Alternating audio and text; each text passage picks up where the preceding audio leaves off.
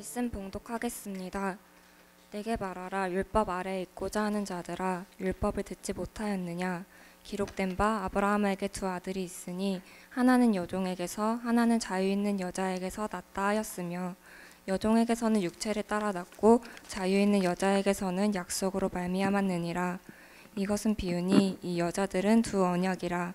하나는 신의 산으로부터 종을 낳은 자니 곧 하갈이라. 이 하갈은 아라비아에 있는 신의 산으로서 지금 있는 예루살렘과 같은 곳이니 그가 그 자녀들과 더불어 종 노릇하고, 오직 위에 있는 예루살렘은 자유자니 곧 우리 어머니라. 기록된 바 잉태하지 못한 자여 즐거워하라. 상고를 모르는 자여 소리질러 외치라.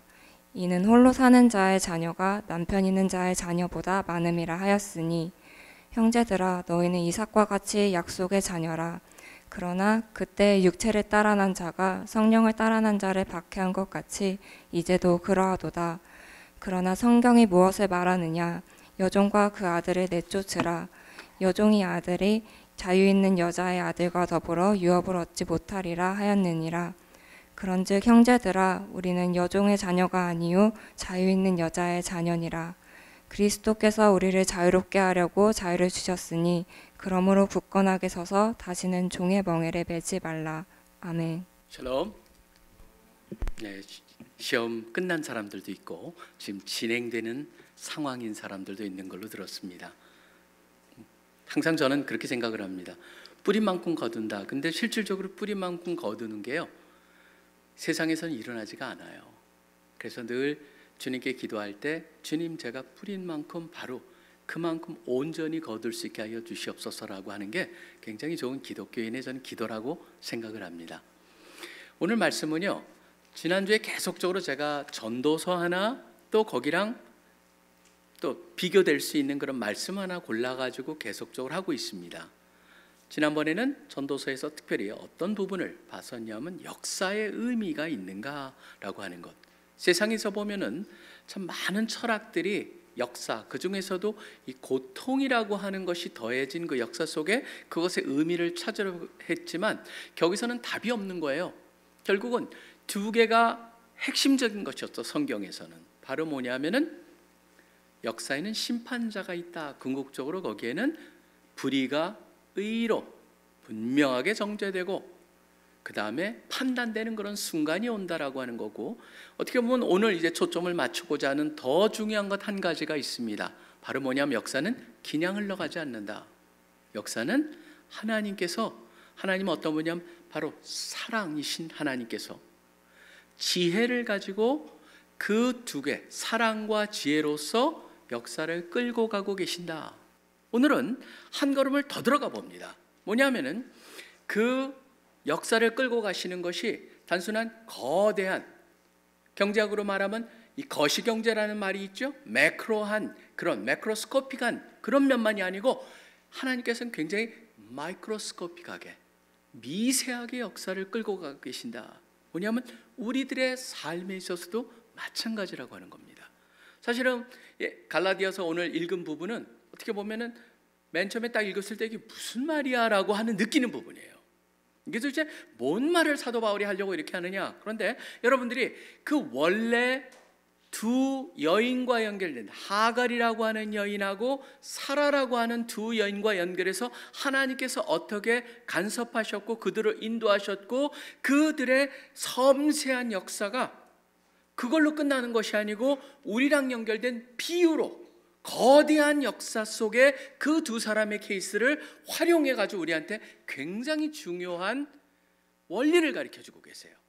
그렇기 때문에 저는 우리가 이 역사라는 것을 봤을 때 미세하게 역사하시는 하나님의 섬세한 손길이 있는가 하면은 그 섬세한 손길들이 마치 모든 퍼즐들이 맞춰가지고 거대한 역사의 강을 또 흐르게 만드시는 그런 매크로적인 요소가 함께 존재한다. 그거를 함께 우리가 보고자 합니다. 자, 그럼 어디를 보셔야 되냐면 하갈을 보시려면은 창세기 16장으로 가보셔야 돼요.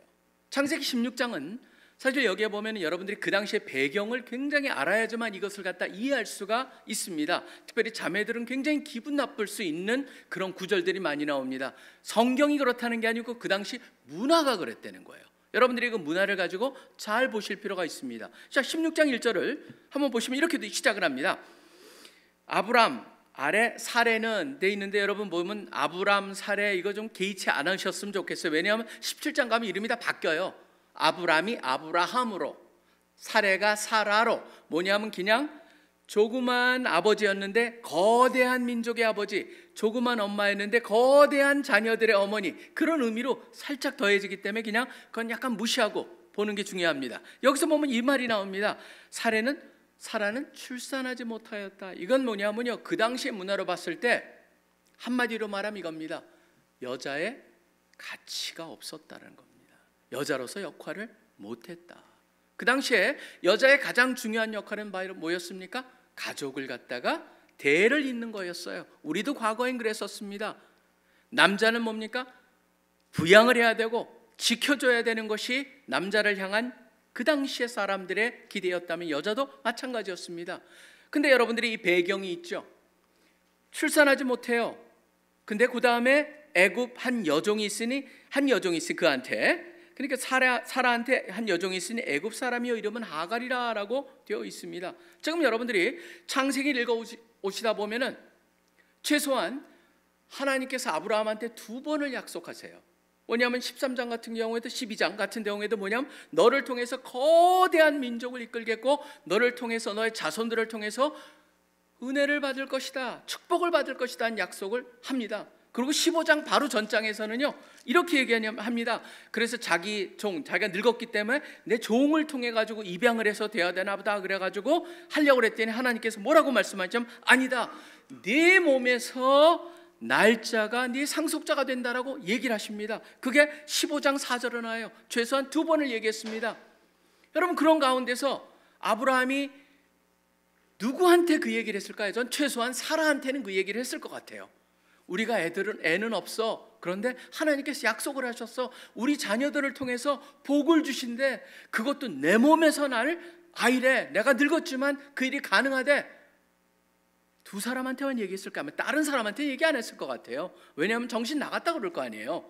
지금 나이가 조금 이따 보시면 80이 넘었거든요. 그러니까 지금 그런 상황 속에서 그 얘기를 하다 보니까 사라는요 마음이 굉장히 복잡했을 거예요. 그러니까 사라가 한 옵션이 바로 뭡니까? 이렇게 얘기합니다. 사라가 아브라함에게 이르되 여호와께서 내 출산을 허락하지 아니하셨으니, 무슨 말입니까? 하나님께서 나를 축복하지 않았다는 거예요. 그렇기 때문에 말하건대 내 여종에게 들어가라, 내가 혹 그로 말미암아 자녀를 얻을까 하노라 하매, 그러니까 하나님의 약속이 그것을 통해서 진행이 되게 하자라고 하는 인간적인 노력을 가지고 얘기하면서 접근을 가지고 얘기합니다. 그랬더니 흥미로운 표현이 나옵니다. 여러분 밑줄을 한번 거놓으실 필요가 있어요. 아브라함이 사라의 말을 들으니라, 우리는 그냥 들었다라고 돼 있지만 이 의미가 뭐냐면요, 지금까지는 하나님의 얘기를 들었는데 이때는 이 부인의 얘기를 들었다는 거예요. 여기서 들었다는 게 그냥 들었다는 게 아니고 그것을 듣고 그거를 좇기로 결정했다라고 하는 거예요. 하나님의 약속보다는 오히려 이 여인의 그 제안을 갖다가 거기에 동의했다라고 하는 의미가 여기에 있습니다. 그래가지고 아브라함 사례가 그러니까 부인이 하갈을 갖다 남편에게 아브라함에게 첩으로 준 때는 아브라함이 가나안 땅에 거주한 지 70년 후였더라라고 하고, 그 다음에 아브라함이 하갈과 동침할 땐 하갈이 임신함에 그가 자신의 임신함을 알고 그의 여주인을 멸시한지라. 여기 보면 멸시란 단어가 나오는데 우리한테는 그냥 이렇게 단순하게 표현했지만 히브리어는요 굉장히 그래픽합니다. 그림을 그리듯이. 뭐냐면 그녀의 눈에는 사라가 낮게 보였다 이렇게 표현이 되어 있어요. 거기 보면 있는 그대로 뭡니까? 그 당시 여러분들이 여기 잘 보셔야 돼요. 단순한 하갈이 교만해졌다가 아닙니다. 여기서 우리가 참 많은 것을 생각하게 만드는데요, 그 당시에 여자의 가치는 자녀를 얼마나 낳느냐로 사회가 평가를 했던 때였어요. 그러다 보니까 임신하는 순간 하갈은 어떤 생각이 듭니까? 내가 저 여자보다 나아라고 하는 생각을 갖게 된 것이죠. 그걸 가지고 멸시하기 시작합니다. 사례가 모욕을 받습니다. 그러고 나서 5절에 보면 이렇게 얘기합니다.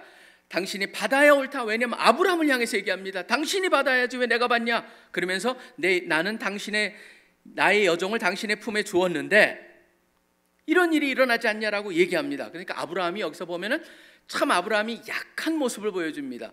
부인의 말에 동의를 했죠. 더 나가서 뭐라고 합니까? It's your problem이라고 얘기해요. 6절에 보시면은 당신 여종은 당신의 수중이 있으니 당신의 눈에 좋을 대로 그에게 행하라 라고 얘기를 합니다. 그랬더니 사례가 하갈을 어떻게 합니까? 학대하기 시작을 합니다.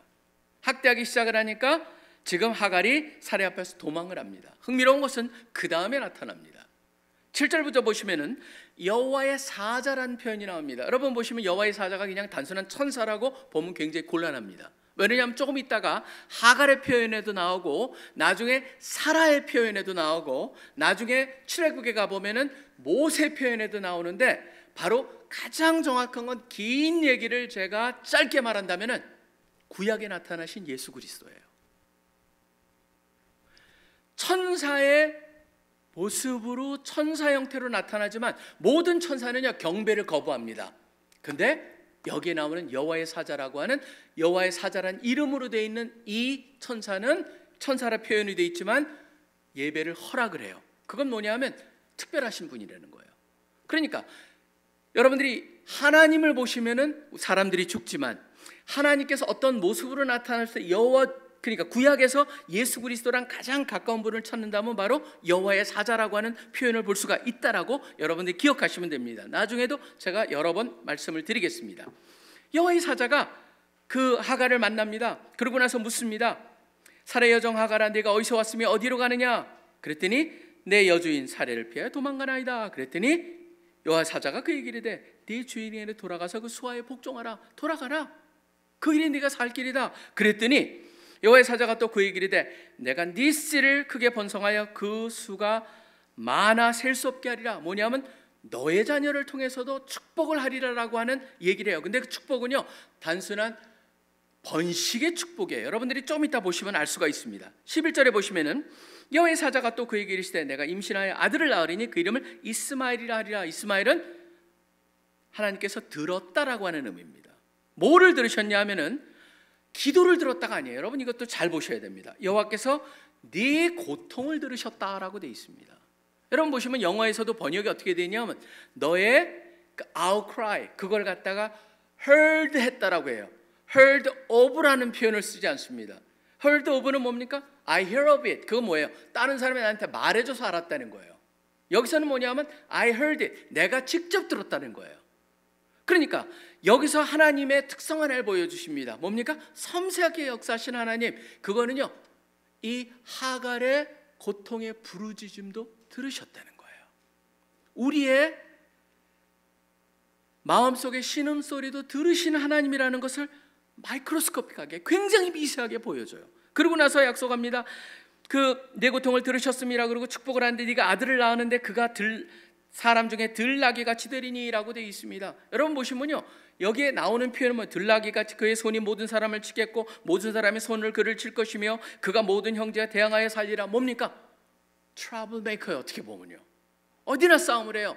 여러분 이거는요 어떻게 보면 예상된 겁니다. 여러분 이제 보시면 어떤 사람이 가끔 그런 얘기를 합니다.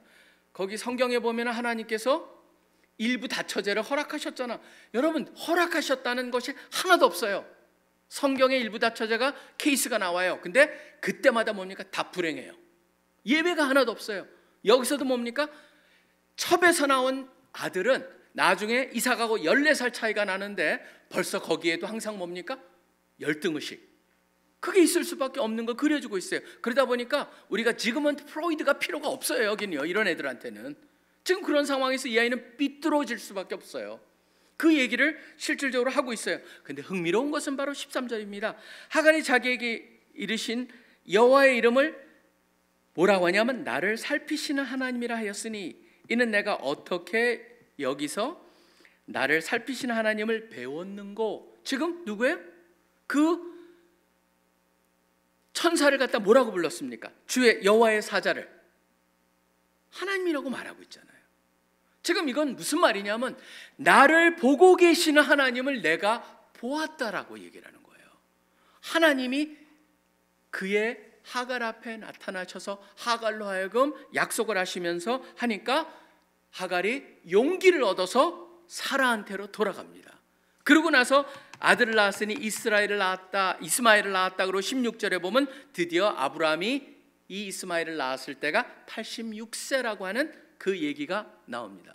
사실 저는요, 여기에 먼저 우리가 하갈에 초점을 맞추는 건 뭐냐면, 하나님께서는 섬세하게 우리의 고통까지도 들으시고, 우리의 고통은요, 우리뿐만 아닙니다. 모든 사람의 고통까지도 알고 듣고 알고 계시는 분이라고 하는 것을 여기서 분명하게 보여줍니다. 그 다음에 여러분들이 봐야 될 건 어딜까요? 바로 이제 사라의 얘기로 넘어갑니다. 사라의 얘기로 넘어가면 18장으로 한번 가보시기 바랍니다. 18장도 우리가 자세히 들여다보셔야 됩니다. 왜냐하면 이것을 이해할 때만이 나중에 갈라디아를 갖다가 왜 갈라디아에서 4장에서 하갈 얘기랑 사라 얘기를 이해할 수가 있습니다. 왜 그 얘기를 하냐? 사라를 갖습니다. 사라 얘기를 하는데 드디어 아브라함한테만 2번 얘기하셨던 하나님, 그리고 먼저 하갈에게 먼저 나타나셨던 하나님이 드디어 사라한테 나타나십니다.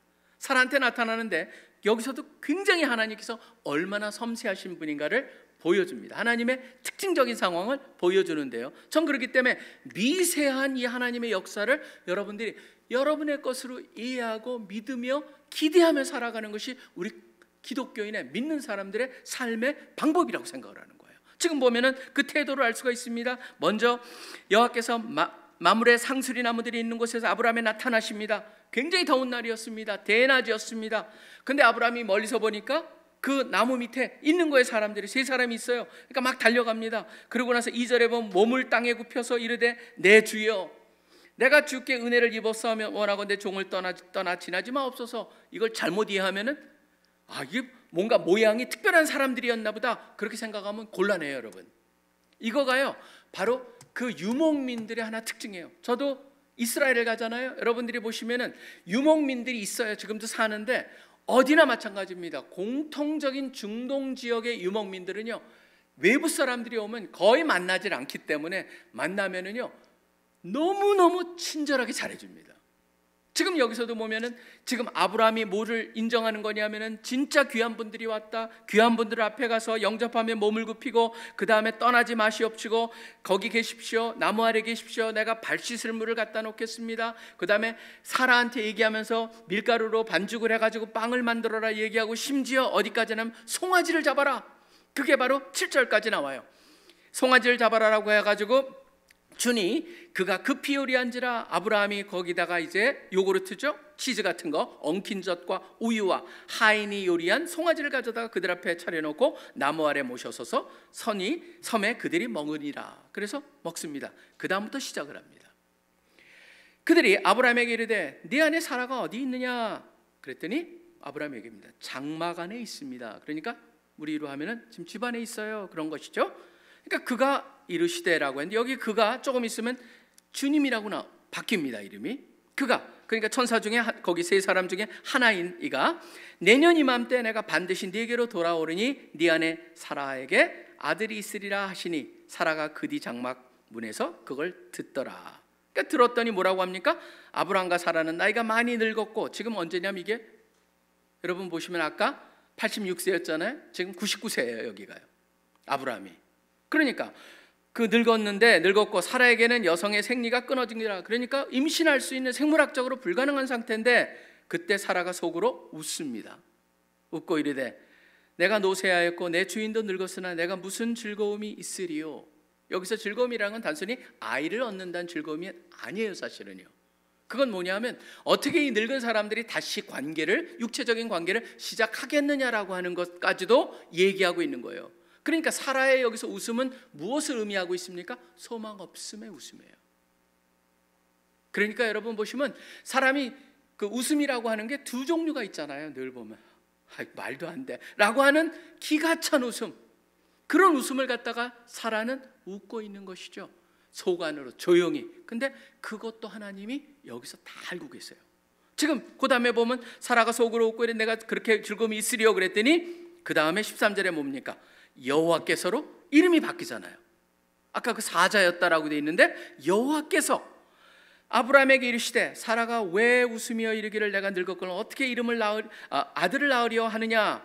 그때 여호와께서 능치 못할 일이 있겠느냐라고 얘기를 했습니다. 능치 못할 일이라는 표현보다는 정확히 말하면 놀라운 일을 못하겠느냐. 그래서 사람들이 생각하기에 불가능하고 놀라운 일들, 그거를 못하겠느냐라고 얘기를 합니다.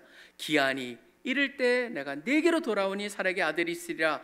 사라가 두려워서 부인하되 내가 웃지 아니하였나이다. 그러면은 하나님께서 야, 웃기지 마, 내가 하나님이야, 그렇게 얘기 안 하세요. 뭐라고 얘기하십니까? 아니라 네가 웃었느니라. 사실은 저는 여기서도 어떤 걸 보냐면 하나님의 굉장히 젠틀한 면을 봐요. 하나님이 역사하시면서 다 알고 계세요. 저 장막 뒤에서 조용히 얘기한 것까지, 자기 스스로한테 얘기한 것까지 다 알고 계시다는 섬세한 하나님. 그리고 그 사라를 향해서 안 웃었어요. 그런데 아니야, 네가 웃었어.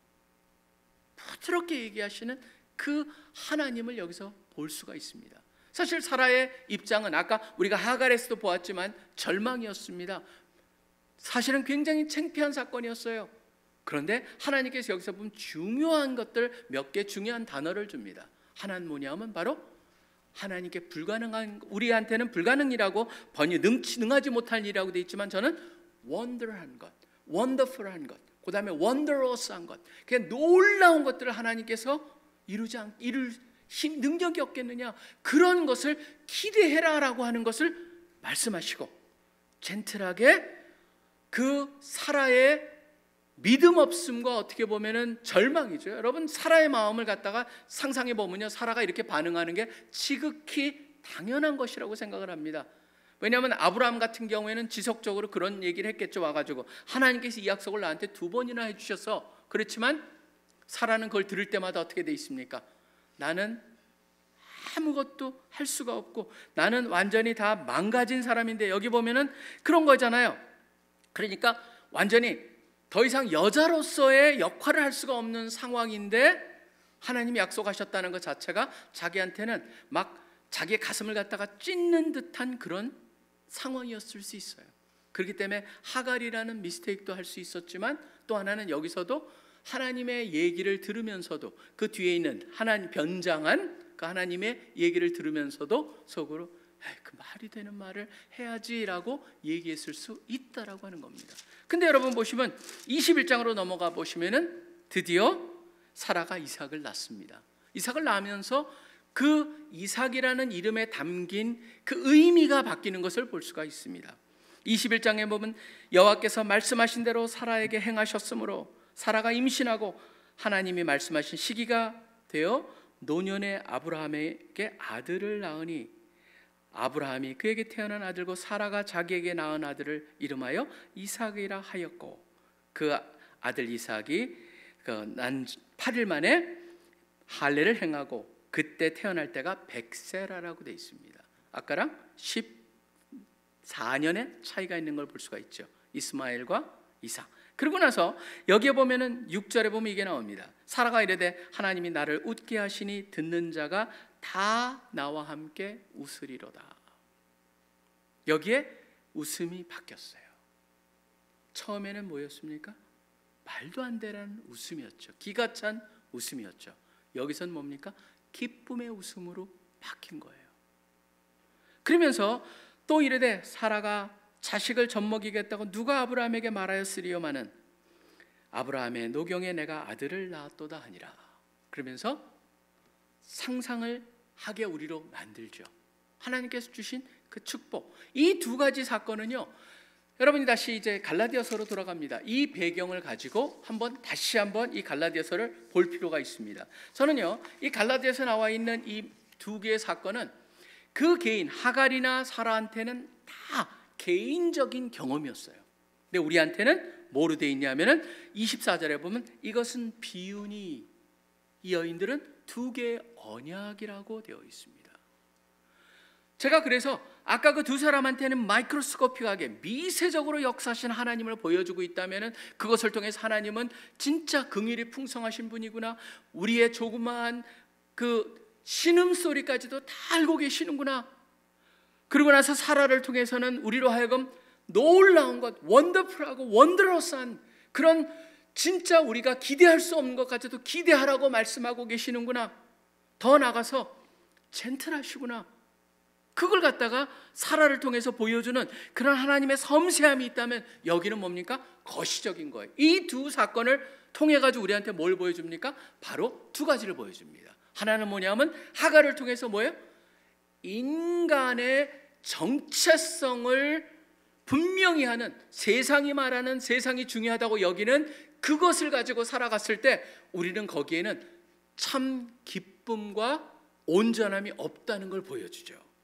하갈의 케이스가 바로 뭐였습니까? 하갈은요, 사라를 통해서 인간적인 방법으로 하나님의 약속이 이루어질 것 같이 만들었습니다. 그리고 하갈이 교만해졌던 이유는 뭡니까? 단순한 개인적인 교만이 아니었어요. 여러분, 하갈이 아들을 낳기 때문에, 아들 때문에 교만해진 게 아니고, 아들은 중요하지가 않아요.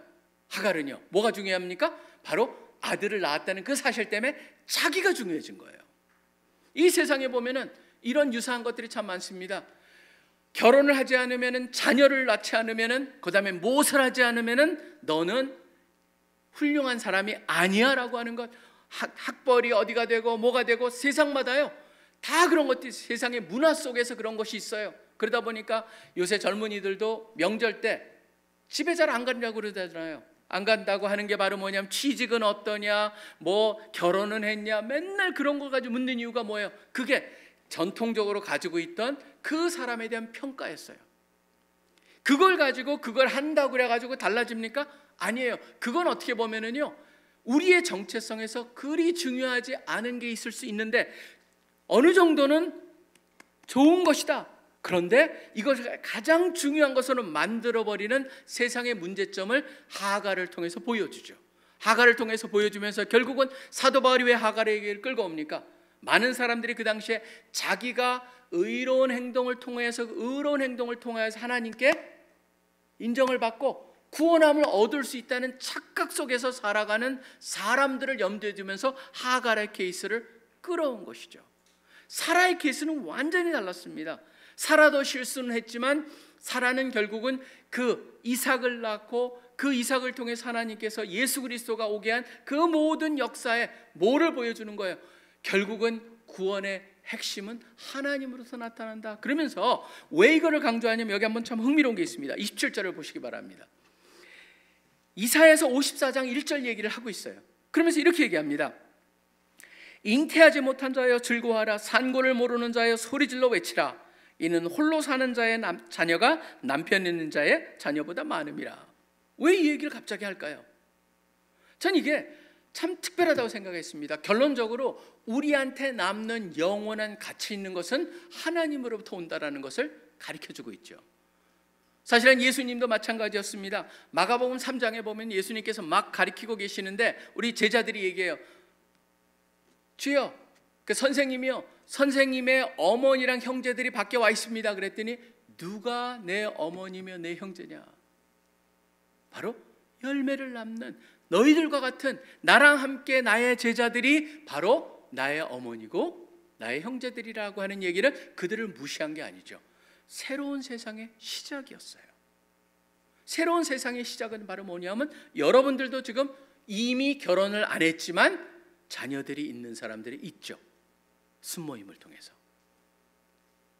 그래서 할아버지 순장, 할머니 순장, 아버지 순장, 어머니 순장, 그런 게 지금 우리 가운데 다 있는, 결국 영원함 속에 남아있는 우리가 우리됨의 진정한 정체성의 핵심은 거기에 있는 것이지, 세상 속에서 여러분이 정체성에 대한 것을 찾기 시작하면 저는 그게 중요하지 않다, 전혀 아닙니다. 이건 또 가치가 있습니다. 그런데 문제가 바로 어디 있냐면 이것을 가장 중요한 곳에 놓았을 때 문제들이 생긴다는 거예요. 여러분의 학벌이 그렇습니다. 여러분의 결혼함이 그렇습니다. 자녀가 있음에 그렇습니다. 세상이 말하는 성공이라는 것도 다 마찬가지입니다. 결국 그것을 여러분이 가장 중요한 것으로 삼았을 때 바로 하갈과 같이 그런 경험을 하게 될 것이고, 하나님과의 관계 속에서 온전히 살아가 경험한 그것을 경험했을 때 다른 것이다, 제자리를 찾을 수 있게 된다라고 하는 것을 우리는 이 갈라디아 말씀을 통해서 얻어야 되고, 그것이 온전히 기초가 되어서 다른 것을 볼 때 제대로 볼 수가 있습니다. 그렇기 때문에 사도 바울은 궁극적으로 5장 1절에 무슨 얘기를 하냐면 그리스도께서 우리를 자유롭게 하려고 자유를 주셨으니라고 말하고 있어요. 그래서 그러므로 굳건하게 서서 다시는 종의 멍에를 매지 말라. 무슨 말입니까? 세상에 있는 가치관, 세상에 있는 그 자체를 갖다가 다 무시해라. 그거보다는 제자리를 찾게 해라. 무엇을 통하여서?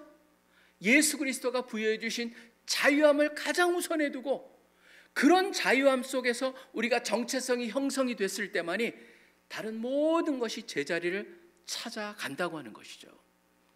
우리 CC를 많이 도우셨던 분 중에 한 분이 빌황이라고 하는 분이, 지난번에도 들은 분은 들으셨을 거예요. 그분 같은 경우는 사실은 지금은 알케고스라고 하는 회사가 조금 어려워져 가지고 문을 닫았습니다. 근데 그레이스 앤 멀시라는 회사로 계속 재단을 만들어 가지고 하나님의 일을 하고 있는데, 그분 같은 경우에는 뭐냐면 헤지 펀드를 갖다가 운영하는 회사였어요. 헤지 펀드를 운영하는데 돈을 생각하지 않으면 돈을 벌 수가 없는데, 성경을 계속적으로 어렸을 때부터 잘못 이해하고 있었다는 거예요. 뭐냐면 돈이 중요하다, 돈이 중요하다, 돈을 중요하지 말게 여겨라라고 하는 얘기를 갖다가 계속 들으니까 부담스럽다는 거예요. 돈을 생각하지 않고 중요하게 여기지 않으면 투자회사는 돈을 벌 수가 없어요. 근데 어느 순간 깨닫기 시작을 했어요. 뭘 깨달았냐면 돈이 중요하다. 그런데 하나님이 더 중요하다라는 위치를 찾고 나니까 그 다음부터 돈이라고 하는 것에 대한, 분명히 돈이 중요하다고 여기지만 돈을 가지고 생각이 좌지우지되는 일은 그분은 없어졌고, 실질적으로 지난번 그 어려운 사건으로 회사가 문을 닫으면서 이분의 개인적인 자산도, 이분이 몇 조 원을 가지고 있었지만 재단에 기여한 것 빼놓고 나머지는 다 없어졌어요. 근데 그 사건이 일어나기 전에 그분이 저한테 해주신 말이 있어요. 제가 헤지펀드는 위험하지 않습니까? 위험하면은 혹시라도 다 날릴 수 있잖아요. 그랬더니 그분이 그러셨어요. 우리 장로님이, 황 장로님이, 위험하죠. 위험할 수 있죠. 근데 다 잃어버려도 저에겐 예수님이 있잖아요. 그래서 그 사건을 제가 신문에서 보자마자 우리 장로님한테 문자를 보냈었어요. 장로님, 기도하고 있습니다. 장로님 괜찮으세요? 그랬더니 거기다, 목사님 괜찮아요. 계속적으로 기도해 주세요. 사실 여러분, 이걸 갖다가 또 여기랑 연결해 가지고 우리가 다시 보고자 하는 것, 우리의 정체성은요, 우리가 우리의 우리됨은 하나님께서 예수 그리스도에 대한 믿음을 가지고 의롭다고 부여해 주셨기 때문에 새로 태어난 거예요. 그게 믿음을 통해서 새로운 존재가 된 거예요. 그것이 우리 정체성의 가장 기초가 돼야 돼요. 다른 어떤 거는 있어도 되고 없어도 되는 거예요. 근데 있어도 되고 없어도 되는 것 때문에 여러분이 좌절하고 낭망하고 열등의식 갖고 부끄럽게 여기고 그렇게 살아선 안 된다라고 하는 것을 우리는 분명히 알아야 돼요. 그게 바로 믿는 사람과 안 믿는 사람의 차이예요. 하나님께서 그런 모든 것에서 우리에게 자유함을 주셨고, 그 자유함을 위해서 예수 그리스도께서 돌아가셨어요. 다시는, 그렇기 때문에 그런 것 때문에 우리가 멍해를 쥐고, 그것 때문에 우리가 열등의식 있고, 때로는 그 왜곡된 자아상을 갖거나 때로는 부풀어진 자부심을 갖거나 그러지 말자라고 하는 거예요. 그러면 참 초라해져요. 하갈과 같이. 그렇기 때문에 우리는 살아와 같이 하나님의 약속, 그거를 입은 사람들이에요. 그렇기 때문에 여러분들이 그걸 생각하시면서 여러분 인생을 통해서 수많은 경험을 당할 텐데, 가장 기본이 흔들리지 않아서 그 눈으로 매사를 살피고 매사를 판단하고 승리하시는 우리 한 분 한 분 되시기를 간절히 축원합니다. 기도하겠습니다. 하나님 아버지, 감사합니다. 예수 그리스도의 십자가의 돌아가심을 통하여서 하나님의 의가 우리에게 부여됐다라고 하는 그 모든 것이, 우리가 우리됨, 새로운 존재가 되었다라고 하는 그 모든 것이 우리가 잘난 것이 아니고, 우리가 무엇을 가지고 있고 또 우리가 경험했고 또 우리가 무언가를 이루었기 때문에 된 것이 아니고, 순수하게 하나님으로부터 온 것, 그것이 우리 모든 정체성의 가장 기본이 되고 가장 소중함이 된다는 것을 오늘 하갈의 얘기와 또 사라의 얘기를 통해서 다시 한번 듣게 하시고 명심하게 하여 주시니 감사합니다. 주님께서 부여해 주신 그 자유함, 그 자유함을 우리가 근거로 진정 예수 그리스도 안에서 주님이 원하시는 그런 자유함을 누리면서 매사에서 참 세상을 바라보고 매사를 바라보고 살 수 있는 우리들 되게 하여 주시옵소서. 감사합니다. 주님을 찬양합니다. 이 모든 기도 예수 그리스도 이름으로 간절히 기도합니다. 아멘.